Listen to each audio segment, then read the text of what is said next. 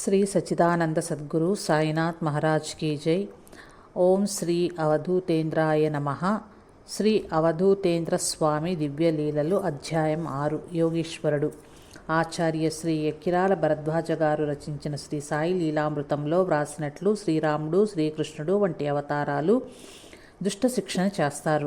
శ్రీ దత్తాత్రేయుడు, శ్రీ దక్షిణామూర్తి అవతారాలు మానవులకు ఆధ్యాత్మ విద్యను అందించి ధర్మాన్ని పోషిస్తారు. సద్గురులందరూ వీరి రూపాలే. వీరు పూర్ణ సిద్ధులుగానే అవతరిస్తారు. అయినా వారు కూడా తాము సద్గురును సేవించి తరించామని చెప్పి సాధకులకు ఆదర్శమవుతారు. శ్రీ దత్తాత్రేయుడు 24 మంది గురువుల నుండి జ్ఞానమార్జించానని భాగవతంలో చెప్తారు. పుట్టగానే ప్రణవం ఉచ్చరించి ఉపనయనం అవగానే వేదాలు వల్లించిన శ్రీ నృసింహ సరస్వతి స్వామి కూడా బాల్యంలోనే తల్లికి తన నోట విశ్వరూపం చూపిన శ్రీకృష్ణునిలాగా సద్గురును సేవించారు. వీరు తామే దైవమని, గురువులమని చాటుకోరు. భక్తులే వారి అనుభవాలను బట్టి వారిని అలా గుర్తిస్తారు. స్వామి సమక్షంలో ఎన్ని లీలలు జరుగుతున్నా శ్రీ స్వామి కూడా ఏనాడు తాను భగవంతుడని చెప్పుకోలేదు. ఏ పండు తాను పండునని చాటుకోదు, వెలుగునని చాటుకోదు. ఒకనాటి రాత్రి పోలీస్ స్టేషన్ ప్రక్క నుండి వెళ్తున్న స్వామిని చూచి ఎక్కడకు వెళ్తున్నారో అనే కుతూహలం కలిగి ఎస్ఐ రామ్మూర్తి స్వామి వెనుక బయలుదేరారు. కడపకు తూర్పున ఉన్న గవర్నమెంట్ హై స్కూల్ వెనుక వైపు స్వామివారి శరీరం నుండి తల, దేహము, కాళ్ళు, చేతులు విడివిడిగా గాల్లోకి లేచాయి. స్వామి ఏమి చేస్తారో అని వెనుక వస్తున్న రామ్మూర్తి గారు భయంతో గుండె చిక్కబట్టుకుని పోలీస్ స్టేషన్కు వెళ్ళిపోయాడు. తర్వాత రోజు స్వామి ఎప్పటిలాగే కనపడ్డారు. ఒకనాటి తెల్లవారుజామున దీన్ సాహెబ్ హోటల్ వంటవాడు బషీర్ మల విసర్జనకై గవర్నమెంట్ స్కూల్ వెనుక వెళ్ళేసరికి అక్కడ స్వామి అవయవాలు విడివిడిగా పడి ఉన్నాయి. స్వామిని ఎవరో దారుణంగా చంపేశారని తెలిసి భయంతో హోటల్లో ఉన్న దీన్ సాహెబ్కి వచ్చి చెప్పాడు. ఇద్దరూ కలిసి ఆ ప్రదేశానికి వెళ్ళి చూచారు. విషన్న వదనంతో దీన్ సాహెబ్ హోటల్ వద్దకొచ్చి ఈ ఘాతుకం ఎలా జరిగిందో ఆలోచిస్తున్నాడు. ఎటువైపు నుంచి వచ్చారో హోటల్లోని క్యాష్ కౌంటర్ దగ్గర ఉన్న టేబుల్ దగ్గర స్వామి నిలబడి కనపడ్డారు. స్వామిని శరీరంతో చూచిన దీన్ సాహెబ్ మరింత హడలిపోయాడు. బషీర్ మల విసర్జన చేసుకుని వచ్చేసరికి హోటల్లో ఉన్న స్వామిని చూచి దిగ్భ్రాంతి చెందాడు. ఒకనాటి తెల్లవారుజామున తలపాకుల రామయ్య కడప భవనాలు రహదారుల్లో అటెండర్ పై అధికారికి కాఫీ తీసుకుని రావటానికి వెళ్తుంటే రోడ్డు మీద స్వామివారి కాలొక చోట తలొక చోట పడిపోయి కనిపించారు. భయపడిన రామయ్య మణి హోటల్ దగ్గరికి మరుగెత్తుకెళ్ళి అప్పటికింకా ఆ హోటల్ తెరవనందున అక్కడి నిలబడి ఉన్నాడు. కొంతసేపటికి అతనికి ఎదురుగా ఉన్న పోలీస్ స్టేషన్ మెట్ల మీద నుండి దిగి వస్తున్న స్వామి కనిపించారు. ఒకసారి లక్ష్మణ అయ్యర్ స్వామి ఫోటోలు తీయాలని ఫోటోగ్రాఫ్ చేత తీయిస్తే ప్రతి ఫోటోలోనూ స్వామి రూపం తప్ప మిగిలినవన్నీ వచ్చాయి. హిందూ పత్రికా విలేకరి విఆర్ గోపాలకృష్ణ స్వామి వారిపై వ్యాసం వ్రాయదలిచి దాంతోపాటు స్వామి ఫోటో కూడా వేస్తే బాగుంటుందనుకుని ఒక ఫోటోగ్రాఫర్ను తీసుకెళ్లి ఫోటోలు తీయిస్తే ఒక్క ఫోటోలో కూడా స్వామి రూపం రాలేదు. తర్వాత సారి స్వామి అనుమతితో తీసిన 3 ఫోటోలలో మాత్రమే స్వామివారి రూపం కనపడింది. ఒకనాటి అర్ధరాత్రి స్వామి దగ్గర పడుకున్న గుండయ్యకి శ్రావ్యంగా ఒక పాట వినబడటం వలన మెలకువ వచ్చి స్వామి వైపుకు తిరిగేసరికి స్వామి ఉన్న చోట ఒక కాంతి పుంజం కనపడింది. ఆ వెలుగేమిటో చూద్దామని దగ్గరికి వెళ్ళేసరికి ఆ వెలుగు స్థానంలో స్వామివారు కనపడ్డారు. పోలు సుబ్బారెడ్డి స్వామివారికి చాలా కాలంగా సేవ చేస్తూ ఎక్కువసేపు స్వామితో పాటే ఉండేవాడు. ఒకనాడు స్వామి అతన్ని పిలిచి అతని కంఠ పార్శ్వంపై తమ అమృత హస్తంతో ముట్టుకున్నారు. సుబ్బారెడ్డికి సమాధి స్థితి ప్రాప్తించింది. ఇలా స్వామి కొన్నిసార్లు సుబ్బారెడ్డికి ఆ స్థితిని ప్రసాదించారు.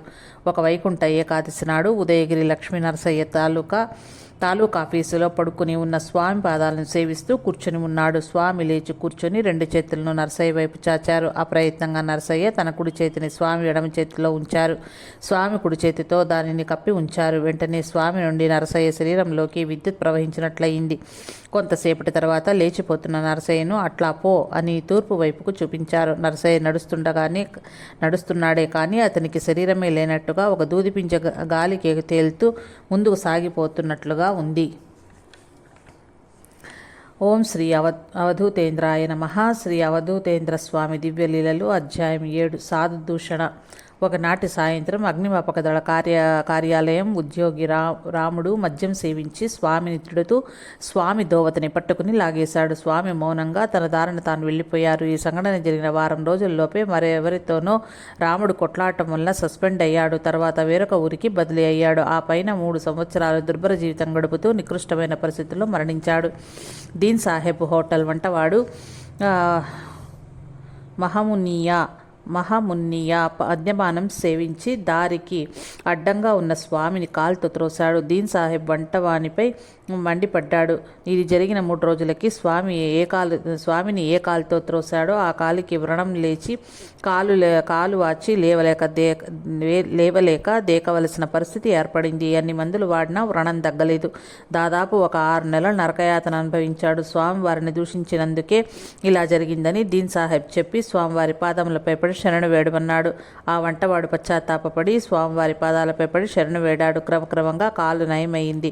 ఆ వ్రణం వచ్చిన చోట చిన్న మచ్చ మాత్రమే శాశ్వతంగా కాలిపై ఉండిపోయింది. ఇందుకే కాబోలు శ్రీ సాయినాథుడు భిక్ష ఇవ్వకున్నా భిక్షగాళ్లను తూలనాడవద్దని సెలవిచ్చారు.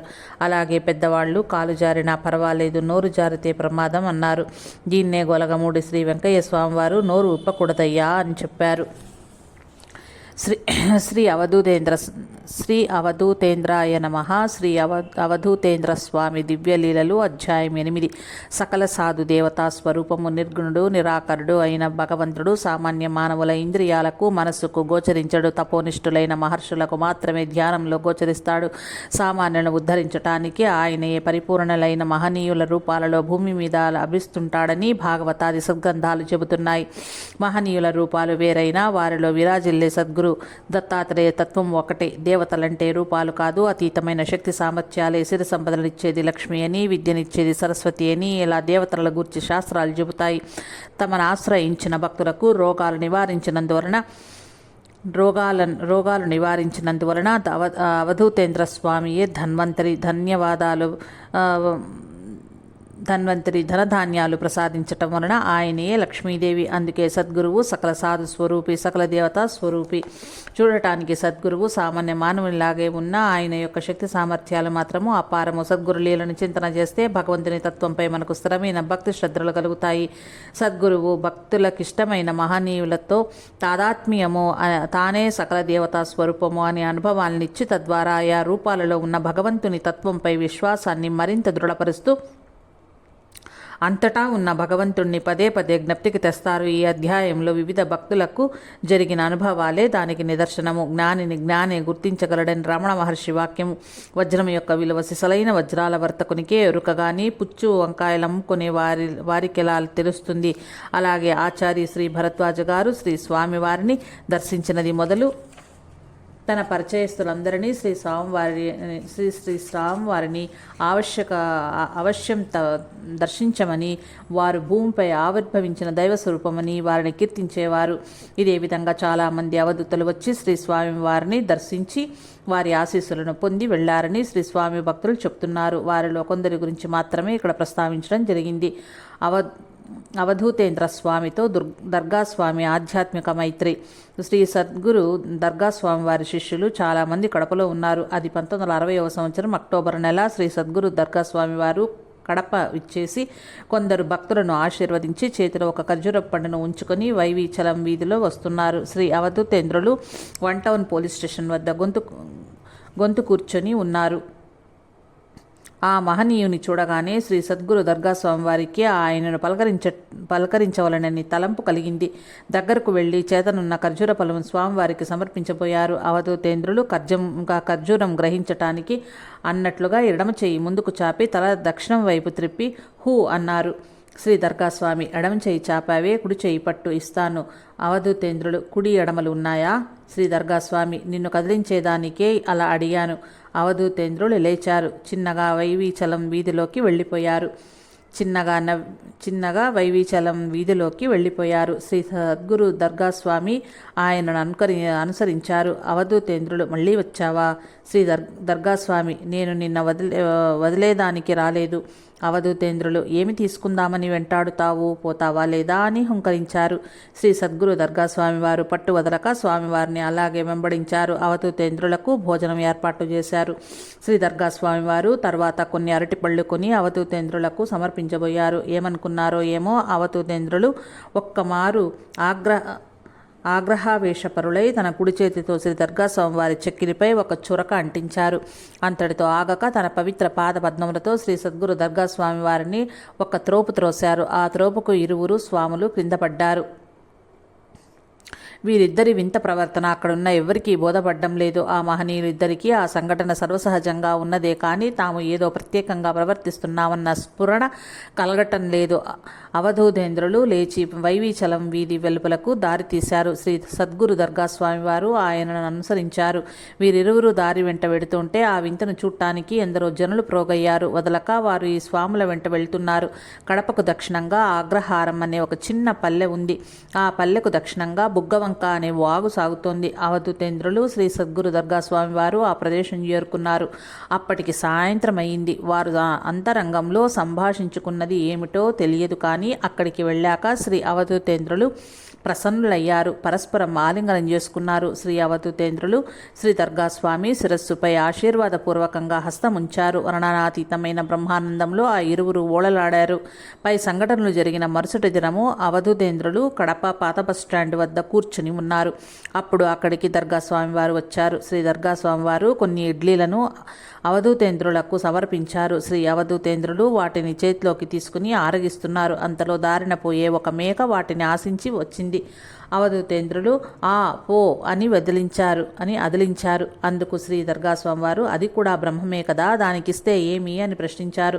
శ్రీ అవధూతేంద్రులు ఆయనను సూటిగా చూసి ఆ అన్నారు. తర్వాత ఇడ్లీ తినలేదు.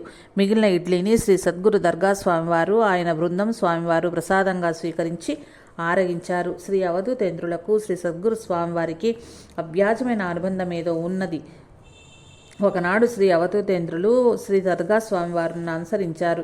స్వామివారు నేరుగా వెళ్ళి బుగ్గవంకలోని మురికి నీటిలోకి స్వామివారి స్థానంలో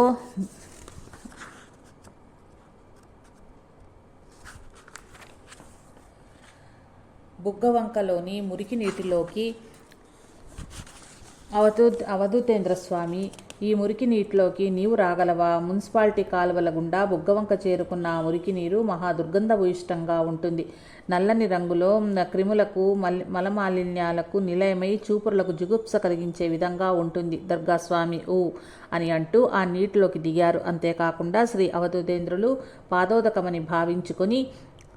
అవధూతేంద్రుల పాదోదకమని ఆయన పాదముల క్రింద నీటిని చేతిలోకి తీసుకుని తీర్థంగా ఆపోసనం పట్టారు. శ్రీ అవధూతేంద్రుల పరీక్ష నెగ్గటం అంత సులభమైన పని కాదు. సర్వం కల్విదం బ్రహ్మ అను మాటలను అక్షర సత్యంగా భావించారు. ఆయన అసహించుకునే పదార్థం అంటూ సృష్టిలో ఏదీ లేదు. అన్నింటా పరమాత్మని దర్శిస్తూ తన శిష్యునికి కూడా దానిని ఉద్బోధించారు ఆయన. అవధూతేంద్రుల వద్దకు ఎవరో యోగ పురుషులు వచ్చి వెళ్ళేవారు. ఒకప్పుడు నీలకంఠరావుపేట దర్గాల వద్ద ఒక గర్భవతి అయిన ఆమె వచ్చి ఉంటుండేది. ఆమెకు కలగపోయే బిడ్డకు జ్ఞానాన్ని ప్రసాదించి తదనంతరం ఆశ్రమ విషయాలు ఆ బిడ్డకు అప్పగించాలని అమ్మయ్య గారు మీన్స్ శ్రీ దర్గాస్వామి సతీమణి తలిచారు. ఈ సంకల్పంతో అమ్మయ్య గారు ఒక రొట్టెను తయారు చేశారు. ప్రహ్లాదుడి గర్భంలో ఉండగానే నారాయణ జపం వలన జ్ఞానం కలిగినట్లు ఆ గర్భవతిచే ఈ రొట్టె తినిపించటం ద్వారా ఆమె కడుపులో ఉన్న బాబుకు జ్ఞానం ప్రసాదించాలని అమ్మయ్య గారు సంకల్పించారు. ఆ రొట్టె ఆమెకు ఇవ్వాలని దానిని ఒక కవరులో పెట్టి దానిపై ఇంకొక కవరు తొడిగి దానిపై మరలా ఒక కాగితం చుట్టి బొడ్డులో దోపుకొని డబ్బు సంచిలో పెట్టుకున్నారు. ఇదంతా చూస్తూ ఉన్న దర్గా స్వామివారు నవ్వుతూ ఏమిటి అని అడుగగా అమ్మగారు వివరించారు.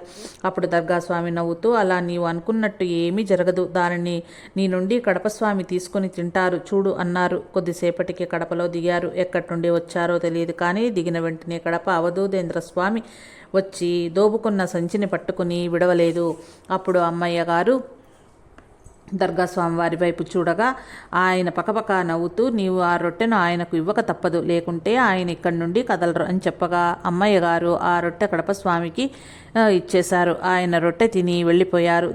దీని గురించి దర్గా స్వామి చెబుతూ, కడప స్వామి అలా రొట్టెను స్వీకరించి మాకు జ్ఞానాన్ని ప్రసాదించారు అని అన్నారు. మనం తినే ఆహారం హృదయపూర్వకమైన నామస్మరణతో తయారు చేస్తే ఆ ఆహారం తిన్న వారికి భక్తి శ్రద్ధలు అబ్బుతాయని, సత్వగుణం వృద్ధి అవుతుందని 1వ సందేశం.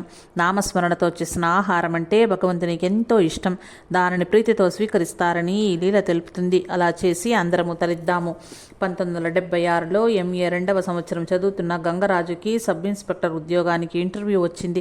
శ్రీ ఎక్కిరాల భరద్వాజ గారి సలహాను అనుసరించి సాయి లీలామృతం పారాయణం చేసి నామస్మరణ చేస్తూ ఆశీస్సులకై స్వామి దర్శనానికి వెళ్ళాడు. అంతవరకు ఎవ్వరిని దగ్గరకు రానియకుండా ఉన్న స్వామి గంగరాజును చూచి ప్రసన్నులవటమే కాక పాద నమస్కారం చేసుకొనిచ్చారు. చుట్టను తీసుకురమ్మన్నారు. అతను తీసుకువచ్చిన చుట్టను త్రాగుతూ పో అని అన్నారు. గంగరాజు ఇంటర్వ్యూలో ఏ రికమెండేషన్ లేకుండా సబ్ ఇన్స్పెక్టర్గా సెలెక్ట్ అయ్యాడు. ఇదంతా పారాయణం చేసిన ఫలితమేనని తెలుస్తోంది.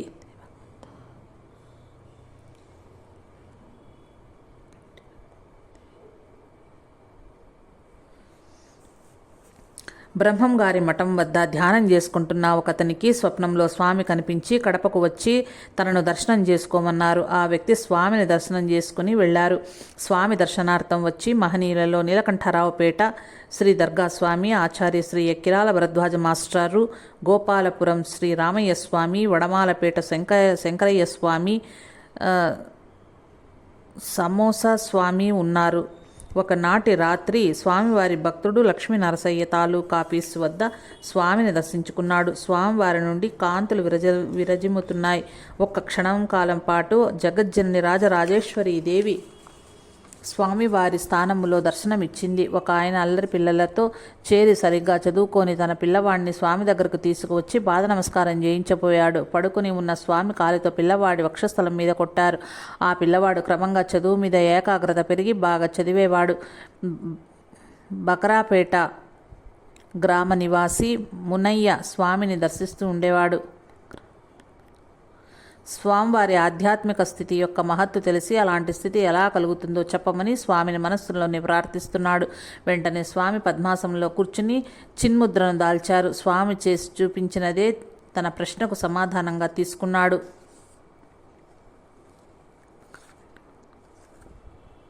సునంద 2005లో విద్యానగర్లో సాయి మాస్టర్ సమ్మేళనానికి వెళ్ళింది.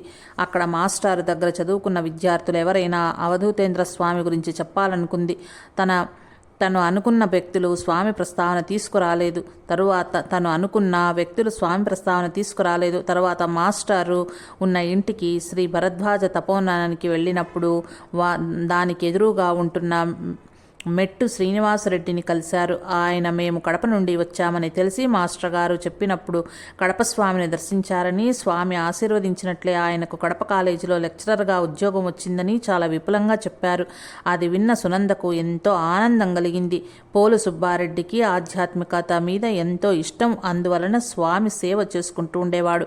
ఇతని జిజ్ఞాసకు తగినట్లు స్వామి కూడా చిత్రమైన రీతులలో సూచనలు ఇచ్చేవారు. అంతేకాక సుబ్బారెడ్డికి ప్రేరణ పెట్టి ఆచరింపజేసేవారు. ఒకనాడు పశ్చిమ దిశకు నిలబెట్టి ఆ దిశకు దృష్టి నిలుపుకొని ధ్యానం చేయమని సూచించారు. స్వామి చెప్పినట్లు ధ్యానం చేసిన కొద్దిసేపటికే కొన్ని యోజనముల మేర కాంతిపుంజం కనపడింది.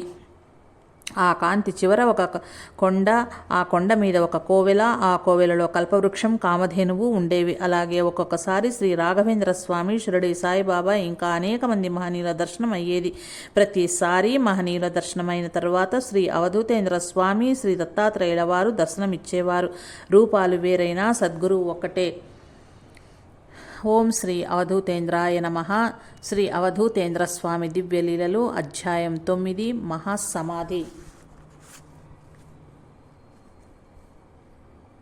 అగ్నిమాపక దళ సిబ్బంది శ్రీ స్వామివారితో చాలా సన్నిహితంగా ఉండేవారు. స్వామివారు ఒక్కొక్కసారి వారిని అరుస్తూ తరుముతూ ఉండేవారు. స్వామి అరుపులను తిట్లను ఆశీర్వాదంగా తీసుకునేవారు. 1977లో ఒకనాడు జాన్ అనే అతన్ని స్వామి లాఠీకర్రతో తరుముతూ 2 దిమ్మల సందున పడిపోయారు. పడినప్పుడు చెయ్యి విరిగింది. భక్తులు కట్టించాలని చూచారు, కానీ స్వామి అంగీకరించలేదు. ఆ చెయ్యి దానంతటదే నయమైంది. అన్ని విధాల ఆరోగ్యంగా ఉన్నారు. 1978లో ఒకనాటి రాత్రి తహసీల్దార్ గారి గది ముందర చెప్టాపై నడుస్తూ కాలు జారి క్రిందపడి కాలు విరిగింది. భక్తులందరూ పుత్తూరు రాజుగారు అను శల్య వైద్యులచే స్వామికి కట్టు కట్టించారు. కృష్ణప్ప స్వామి, నీకు ఇలాంటివి జరగటమా అని అడిగితే, స్వామి కర్మలేరా అద్దే పో అని అన్నారు. పాలెం రెడ్డయ్య స్వామి దర్శనం చేసుకుని మనసులో స్వామి కూడా ఇలా జరగటమా అని అనుకున్నాడో లేదో, స్వామి కర్మ అని సమాధానమిచ్చారు. నడి రోడ్డు మీద పడుకున్న స్వామి తొడ మీద నుండి లారీ వెళ్ళినప్పుడు కూడా ఏమీ అవని స్వామికి, ఖండయోగం అవలీలగా చేయగల స్వామికి చెయ్యి విరగటం, కాలు విరగటం చూస్తుంటే స్వామి మనకు కర్మను హృదయపూర్వకంగా అనుభవించమని చెప్తున్నట్లు, మరియు ఏ భక్తుని కర్మను తీసుకుని అనుభవిస్తున్నారో అని అనిపిస్తుంది. వారం రోజులు తీవ్రమైన బాధను స్వామివారు అనుభవించారు. ఆహారం కూడా స్వామివారు సరిగ్గా తీసుకోలేదు. ఇంజెక్షన్ చేయిస్తామంటే వద్దు, బాగవుతుందిలే అని స్వామి సూది మందుని వేయనివ్వలేదు. ఇంతటి పరిస్థితుల్లో కూడా స్వామి నిరంతరము ఎవరికి ఇబ్బంది కలిగించకుండా ఉండేవారు. ప్రక్కవారి మనస్సులోని భావాలకు తగిన విధంగా నడుచుకునేవారు. గుండయ్యకు పొగాకు వాసన గిట్టదు. ఒకనాడు స్వామికి సపరీలు చేస్తూ ఉన్న గుండయ్యకు స్వామి పొగాకు చుట్ట వెలిగిస్తారేమోనని అనుమానం కలిగింది. చుట్టలు త్రాగే అలవాటు ఉన్న స్వామి గుండయ్య ఇంటికి బయలుదేరి అల్లంత దూరం వెళ్ళాక కానీ చుట్టను వెలిగించలేదు. ఒకనాడు భక్తుల సాయంతో స్వామి మల విసర్జన చేసి వచ్చిన ప్రదేశాన్ని వెంకట సుబ్బయ్య శుభ్రం చేసి వెళ్తూ ఒక లాటరీ టికెట్ కొన్నాడు. ఆనాటి రాత్రి స్వప్నంలో స్వామి కనపడి, నీరు త్రాగి నీవు తీసుకున్న లాటరీకి 100 రూపాయలు ఇచ్చినా తీసుకో అని చెప్పారు. అలానే 3 రోజుల తర్వాత అతనికి ఆ లాటరీపై 100 రూపాయల బహుమానం లభించింది. హృదయపూర్వకంగా చేసిన సేవకి స్వామి ఎంతగా కరుణిస్తారో కదా. కొన్ని రోజుల తర్వాత స్వామి కుంటుతూ వీధుల్లోకి రావటం మొదలుపెట్టారు. ఒకనాడు దోశలు వేసే ఒక చిన్న బంకు వద్ద కూర్చుని దోశలు తిన్నాక స్వామి పైకి నిలబడగలేక ప్రక్కన దుకాణంలో ఉన్న సుబ్బన్నను, శంకరయ్యను పిలిచి వారి సాయంతో లేచి నడుస్తున్నారు. దుకాణం తెరిచి వచ్చామే అన్న విషయం సుబ్బన్న మనస్సులోకి రాగానే స్వామి అతనితో వేలుతో నీవు పో అన్నారు. స్వామివారి సర్వజ్ఞతను చూచి సుబ్బన్న ఆశ్చర్యపోయాడు. స్వామికి ఇంత అస్వస్థగా ఉన్న భక్తులు స్వామి దర్శనానికి వస్తూనే ఉన్నారు. స్వామి కూడా ఎవరికి తగినట్లు వారిని అనుగ్రహిస్తూనే ఉన్నారు. కడిమెళ్ల ఈశ్వరయ్య పసిపాపకు ఎడమ కంటికి పొర వచ్చింది. దాన్ని తీసివేయమని ఎందరో డాక్టర్లు చూపిస్తే దాన్ని ఆపరేషన్ చేసి తీసివేయాలని, అది కూడా కర్నూలులో ప్రయత్నించమని చెప్పారు. నెల రోజుల పసిపాపనుకు శస్త్రచికిత్స చేయటం ప్రమాదకరమని తలచి వైద్యుడైన స్వామి దర్శనానికి తీసుకువచ్చాడు. స్వామి పాప వంక కొంతసేపు చూచి నెమ్మదిగా చేతుల్లోకి తీసుకున్నారు. స్వామి అమృత స్పర్శ కలిగిన నెల రోజుల లోపల కంటికి ఆవరించిన ఆ పొర ఏ మందు వాడకుండా తొలగిపోయింది. స్వామివారి కంఠంలోని గౌద బిళ్ళలు వచ్చాయి. ఆహారం మానివేశారు. మాటలు హీనస్వరంతో పలికేవారు. ఏప్రిల్ 8, 1978 స్వామిని కడప ప్రభుత్వ ఆసుపత్రిలో చేర్పించారు. ఏప్రిల్ 10, 1978 చైత్ర శుద్ధ తదియ ఉదయం 11:23 శ్రీ అవధూతేంద్రుల స్వామి మహాసమాధి అయ్యారు. ఈ విషయం దావానలంగా అందరికీ తెలిసి భక్తులు తండోపతండలుగా స్వామి దర్శనం చేసుకున్నారు. గురిమెళ్ల రామానుజం తన ఇంటిలో కూర్చున్న గది ఒక్కమారుగా చీకటై గది తలుపుపై ఇక కొంతసేపటిలో అవధూత స్వామి పరమపదించిన వార్త నీకు తెలుస్తుంది అని కనపడింది. అంతలోనే వీధిలో స్వామి పరమపదించిన వార్త వినపడింది.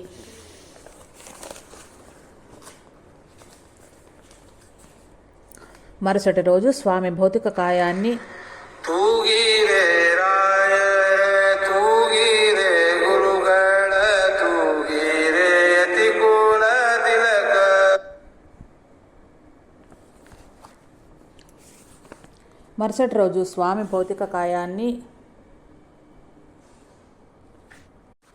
మరుసటి రోజు స్వామి భౌతిక కాయాన్ని ఒక జీవుపై ఉంచి నగర ప్రధాన వీధుల గుండా ఊరేగింపు చేశారు. నిర్యాణం చెంది ఒకరోజు కావస్తున్నా స్వామి శరీరంలో జీవకళ ఏమాత్రం తగ్గలేదు. జీపులో స్వామివారి శరీరం ప్రక్కనే నిల్చుని ఊరేగింపులో పాల్గొన్న డాక్టర్ మల్లెమాల వేణుగోపాల్ రెడ్డికి స్వామి శరీర స్పర్శ వెచ్చగానే ఉండేసరికి ఇంకా కొంత ప్రాణం ఉన్నదేమోనన్న అనుమానం కలిగింది. స్వామిని ఊరేగింపుగా తీసుకువచ్చి పాత బస్టాండ్లోని దీన్ సాహెబ్ హోటల్ వెనుక ఉన్న స్థలంలో ఏప్రిల్ 11, 1978 మధ్యాహ్నం 2:30 గంటలకు సమాధి చేశారు. సమాధి చేసే సమయంలో దగ్గర లేని దీన్ సాహెబ్ ఆలస్యంగా వచ్చి తన హోటల్ వెనుక భాగంలో స్వామిని సమాధి చేయటం చూసి ఎంతో ఆనందపడి స్వామి ఎన్నో సంవత్సరాల ముందే ఆ స్థలాన్ని నిర్ణయించుకున్నారని ఆ సంఘటన తెలిపాడు. కొన్ని సంవత్సరాల క్రితం కొన్ని రోజుల పాటు అర్ధరాత్రులు హోటల్ వెనుకకు స్వామి వెళ్లటం గమనించిన దీన్ సాహెబ్ ఒకనాటి రాత్రి ఉత్సుకతను ఆపుకోలేక వెళ్ళి చూస్తే స్వామి కాలు మీద కాలు వేసుకుని వెల్లికిలా హాయిగా పడుకున్నారు. ఒక నాగుపాము స్వామికి ప్రదక్షిణ చేసి స్వామి పాదములకు తన పడగ తాగించి వెళ్ళిపోయింది. స్వామిని ఆ పాము ఏమైనా చేస్తుందేమోనని భయంతో చూస్తున్న దీన్ సాహెబ్ను పిలిచి, స్వామి, ఆయన కన్ను నీ మీద పడి ఉంటే ఏమై ఉండేవాడివి, అదృష్టవంతుడవు అని ఇంకొన్ని వివరాలు చెప్పారు. స్వామి నిర్ణయించిన స్థలమని తెలియకుండానే ఎక్కువ మంది భక్తులు కూడా ఆ స్థలాన్ని నిర్ణయించటంతో స్వామి సర్వజ్ఞుడే కాక సర్వప్రేరణాధికారుడని కూడా తెలుస్తోంది. సమాధి చేసిన సాయంత్రం షికారికి బయలుదేరిన తెలుగు పండితుడు నాగముని సహోపాధ్యాయుడు రామలింగం గారికి సమాధి మీద స్వామి దక్షిణాముఖంగా చేతులు మోడ్చి కూర్చుని కనిపించారు. స్వామిని సమాధి చేశారు కదా, మరి ఇక్కడ స్వామి ఉన్నారే అని వారిరువురు ఆశ్చర్యపడ్డారు. స్వామివారి సమాధిపై రాతి పలకం ఉంచారు. 1978 జూన్లో జ్ఞానమందిరం కమిటీ ఏర్పడింది. భక్తులు ఇచ్చిన దక్షిణతో శ్రీవారికి మందిరం ఏర్పడింది. తరువాత స్వామివారు సాధారణంగా కూర్చునే భంగిమలో పాలరాతి విగ్రహం ప్రతిష్ఠించబడింది. స్వామివారి విగ్రహ రూపంలో చైతన్య ఘనుడై ఎందరో భక్తులకు ఆశ్రయమై భక్తుల సర్వాభిష్టాలు నెరవేరుస్తున్నారు.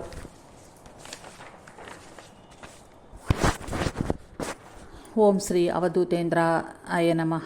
శ్రీ అవధూతేంద్ర స్వామి దివ్యలీలలు అధ్యాయం 10.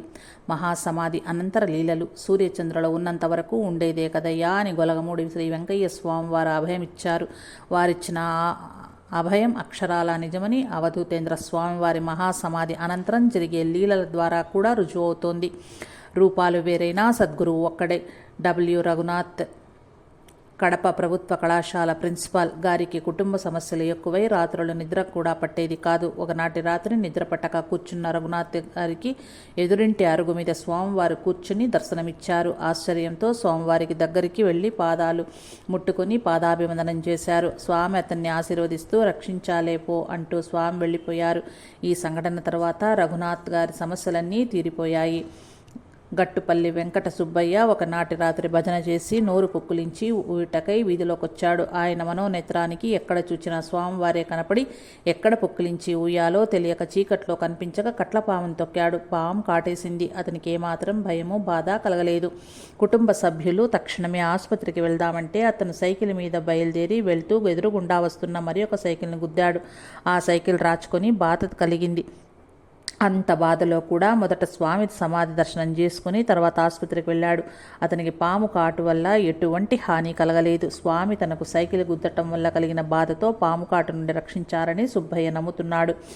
ఎం సుబ్బన్న తన కుమార్తె వివాహం జరిపించమని స్వామి సమాధికి మొక్కుకున్నాడు. ఆయన సమాధి దగ్గర ఉండగానే అంతకుముందు తప్పిపోయిన ఒక సంబంధము మళ్ళీ కుదిరింది. ఆనందంతో స్వామివారి మొక్కు తీర్చుకున్నాడు.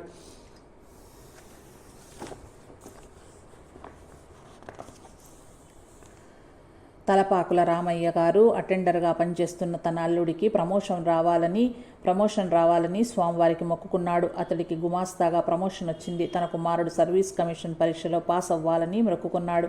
అలానే అతను పరీక్షలో ఉత్తీర్ణుడై రహదారుల భవనాల శాఖలో పనిచేస్తున్నాడు. అమ్మాయి పెళ్లికి చేతిలో నయా పైసా లేదు. స్వామికి మొక్కుకొని ఒక వ్యక్తి వద్దకు వెళ్ళి ఇల్లు తాకట్టు పెట్టుకొని డబ్బు సర్దమని అడిగాడు. అతను సహృదయంతో ఇల్లు తాకట్టు పెట్టుకోకుండానే 14,000 అప్పు ఇచ్చాడు. స్వామి దయ వలన పెళ్లి సక్రమంగా జరిగింది. వడ్రంగి రామయ్య స్వామికి మొక్కుకున్న తర్వాత ఎప్పటి నుండో బాధిస్తున్న కీళ్ల నొప్పులు తగ్గాయి. ఏ దేవతకు మొక్కి ఎరుగని రామయ్య తనకు తెలిసిన వారందరికీ స్వామివారి సేవ చేసుకుంటే అన్ని కష్టాలు తీరుతాయని చెబుతాడు. ఒక తమిళ వ్యాపారి కడపలో సరుకులు విక్రయించేవాడు. అతని మంచితనాన్ని ఆసరా చేసుకుని కడపలోని వర్తకులు అతనికి రావలసిన పైకంను చెల్లించకుండా ముప్పు తిప్పలు పెట్టేవారు.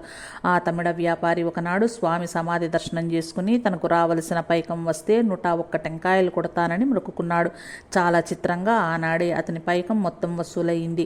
కొన్ని రోజుల పాటు వీరన్నకి బాగా జ్వరంగా ఉండేది. ఒకనాటి రాత్రి స్వప్నంలో స్వామి కడప పోలీసు ఉన్నతాధికారి కార్యాలయం నుండి రైల్వే స్టేషన్ రహదారిని దాటుకుని ముందుకు వెళ్ళి ఒక చోట గొంతుకు కూర్చొని గొంతకు కూర్చొని దూరంగా ఉన్న సమాధిని చూపుతూ, ఇక్కడ ఒక మహనీయుడు మహాసమాధి అయి ఉన్నాడు, ఇక్కడ పూజ చేయరా, నీకు జ్వరం పోతుంది అని చెప్పారు. నిద్రలేచిన రాత్రి స్వప్నం చాలా స్పష్టంగా ఉంది. అంతటి జ్వరంలో స్వామి కలలో చూపిన మార్గంలో వెళ్ళి విచారిస్తే చందముని అనే ఒక మహనీయుని సమాధి కనపడింది. ఆ మహనీయుని సమాధికి పూజ చేసి వచ్చాడు. ఆనాటితో వీరన్న జ్వరం తగ్గిపోయింది.